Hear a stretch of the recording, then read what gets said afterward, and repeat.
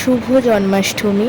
আমি আমার জন্মাষ্টমীর পুজোর কিছু সুন্দর মুহূর্ত সবার সাথে শেয়ার করছি। এখানে আমি আমার ঠাকুরদের নতুন জামা কাপড় পরিয়ে আমি সুন্দর করে সাজিয়ে তুলেছি, তারপর ভোগ নিবেদন করেছি, তারপর আরতি থেকে শুরু করে শতনাম পাঠ করে তারপর আমি আমার গোপাল ঠাকুরের জন্মাষ্টমী সুন্দরভাবে পালন করতে পেরেছি। আমার গোপাল ঠাকুরকে কীরকমভাবে সাজিয়েছি, কীরকম লাগছে তোমরা সবাই একটু কমেন্ট করে জানিও। গতকালকে আমি পুজোর কাজের জন্য এতটাই ব্যস্ত ছিলাম, তো আমার ভিডিও তোমাদের সাথে শেয়ার করা হয়নি, তাই আজকে আমি ভিডিওটা শেয়ার করছি।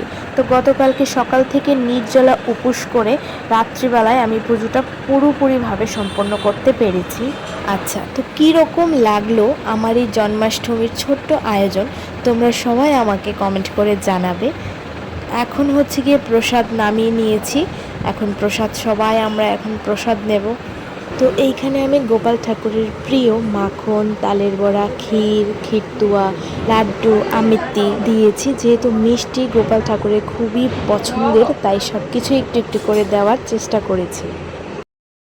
আর আজকের এই জন্মাষ্টমীর পুজো এখানেই শেষ করলাম। আজকের ভিডিওটা এই পর্যন্তই। হরে কৃষ্ণ, টাটা।